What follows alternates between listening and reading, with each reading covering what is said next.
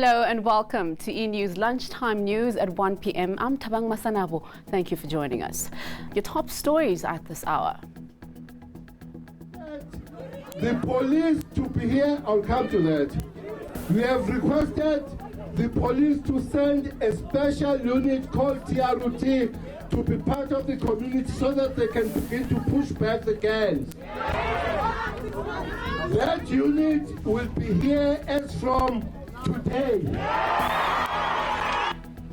Police Minister Bheki Cele has promised swift action. A task team will be on the ground today. He's in Westbury after answering the residents' call to come and give them solutions to the rampant crime in the area. The man accused of raping a little girl in the family restaurant in Pretoria will remain behind bars. He is due back in court on the 1st of November. Police Minister Bheki Cele has just addressed the community of Westbury. He promised swift police action. A task team will be deployed to the area as of today. The minister has also committed to ongoing engagement with the community and will return next week to further assess their concerns. You have requested the police to be here. I'll come to that. We have requested the police to send a special unit called TRUT to be part of the community so that they can begin to push back the gangs. That unit will be here as from today. We do have, I want to make the separation. That unit is not the anti-gangsterism, but is a TRUT. I'm a parent. They'll be here to join already. The team of 20 that is here will add to patrol your street and take on gangsters whenever they try to be hard on them. We agree on that. That shall be done as from today. Reuben Peterson, whose wife's death sparked the protest, believes it's too little too late for government to visit his family. His wife's memorial service will be held tomorrow. I would think that is rather late, first to let innocent people die and then get a visit from government officials. To me, it doesn't really make sense. It's not going to bring my wife back, to be honest. And as it is, I also heard through the grapevine and the news here in the streets that people has been arrested, investigating officers or the people in charge of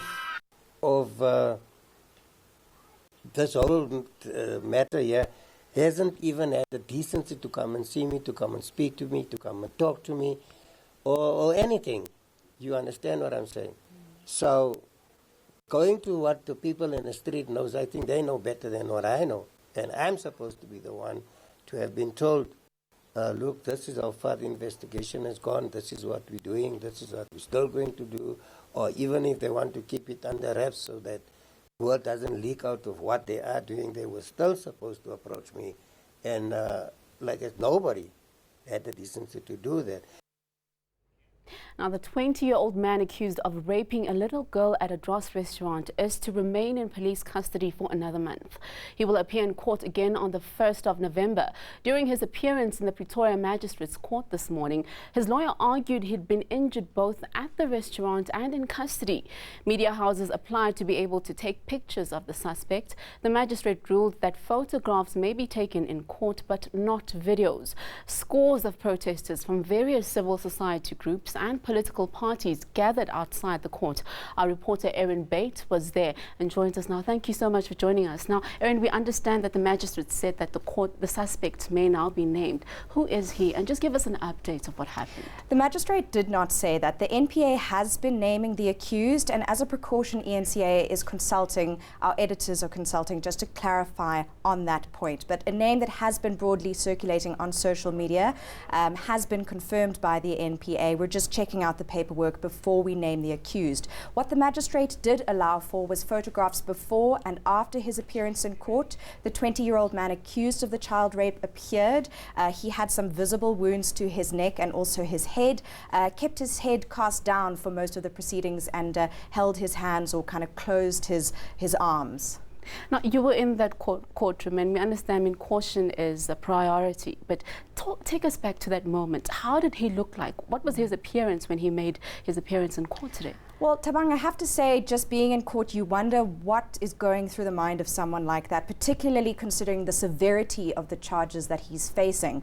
And it was really interesting to see how many people heckled him in court. For example, after that order saying he could be photographed, he was accompanied out by police, then returned in a hoodie. And so, as you see now, he concealed his face. A woman said to him, "Are you ashamed?" And highlighted that the child who is the victim of this crime must live with the consequences of it. And the accused in this matter, is he aware of that, now hiding his face not only from the public but from the press as well? So the matter's been remanded. He remains in police custody, but some serious allegations on the part of his attorney that he'd been assaulted not only at the restaurant where the child rape occurred, but also subsequently, on the version of the attorney, in police custody. Now, Aaron, is the NPA confident of a successful conviction in this case? And what's the latest with regards to the police investigations? So on the police investigation, they seem to have most of the witness statements that they need. They're waiting for some forensic reports to come back in. And we do know that some white powder, which was found in the possession of the accused, has gone for testing, narcotics testing. So we're waiting to hear back on that. He has been charged with drug possession along with rape and assault with intent to do grievous bodily harm. In terms of the NPA's case, I put that to Pindi Loam Jodondwane of the Gauteng NPA. She didn't answer it directly, but if you look at the evidence that's already before the NPA, the eyewitnesses, the people in the restaurant, the video of the subsequent assault, it seems, of patrons of the accused, it certainly looks to the layperson, you could say, or to me, to be more specific, that the NPA does have a strong case in this matter. Well, thank you so much for that update. That was our reporter, Erin Bates, giving us an update on that story. Now, SASSA has met a constitutional court order that it phase out cash paymaster services by the end of September. A panel of experts confirmed in court that in a court's paper that the transfer from CPS to the South African Post Office has gone well. The Post Office took over the payment of social grants from Monday. The Constitutional Court last year ordered the Social Development Department to find a new grants distributor.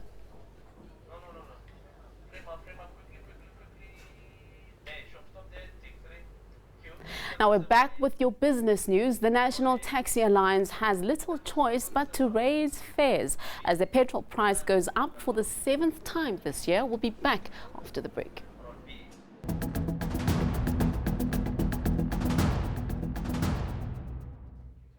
Welcome back. Let's take a look at the international news making headlines. The death toll in the quake-hit Indonesia has jumped past the 1,200 mark. That's as the search for survivors continue. Rescuers are still frantically trying to free people trapped under rubble. The island of Sulawesi was hit by a massive earthquake on Friday, triggering tsunamis and mudslides.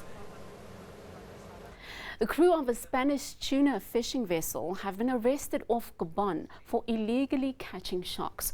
They were also stripping the sharks of their fins. The Senegalese-flagged vessel Vema is licensed to fish only for tuna, but it was found last week to be carrying about 2 tons of mostly blue sharks and shark fins. Authorities say blue sharks are classified as near threatened by the International Union for Conservation of Nature. Viewed as a status symbol, shark fins is mostly eaten in China and some other parts of East Asia. The Worldwide Fund for Nature says over 70 million sharks are killed annually, pushing more than a quarter of the species into extinction.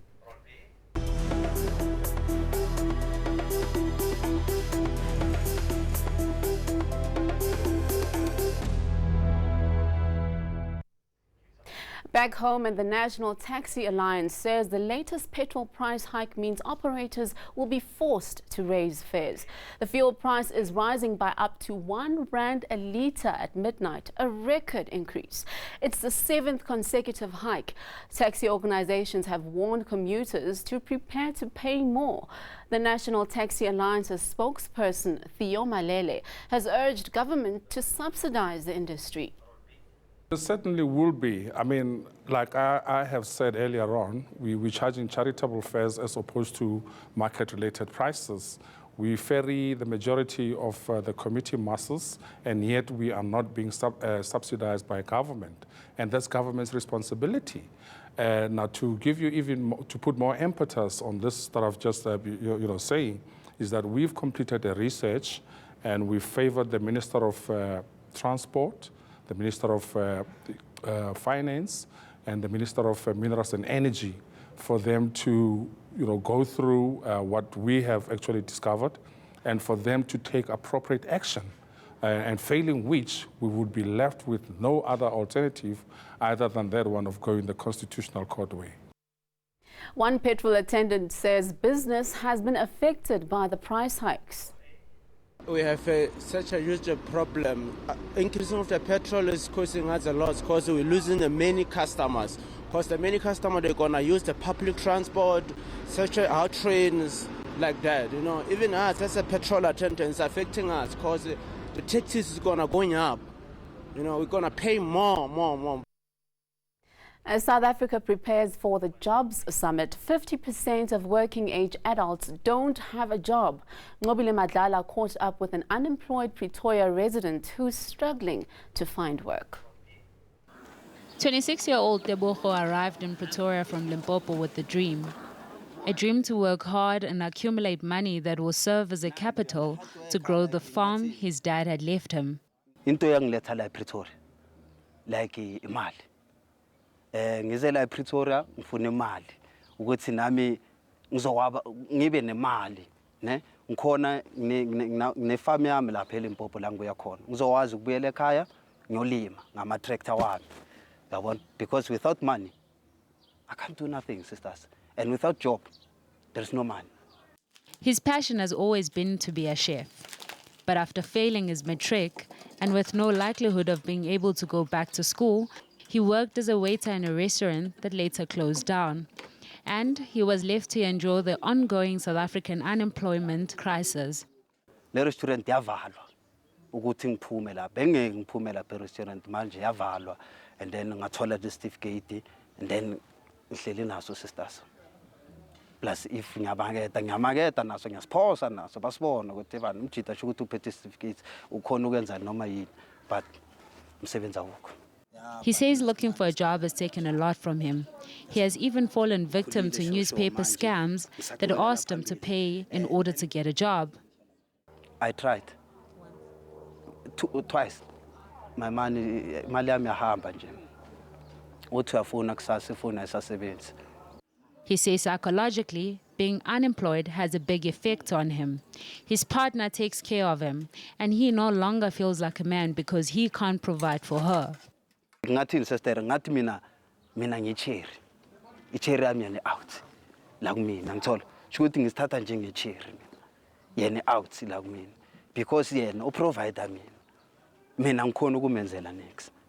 It takes him 3 hours to walk to the train station, and he spends roughly 600 to 700 rands on a taxi going back and forth.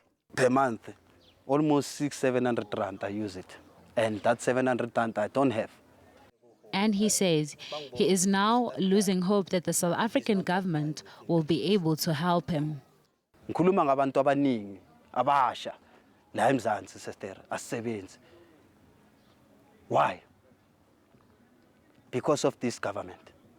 Nqobile Madlala, Atteridgeville, Pretoria. Let's take a look at the markets.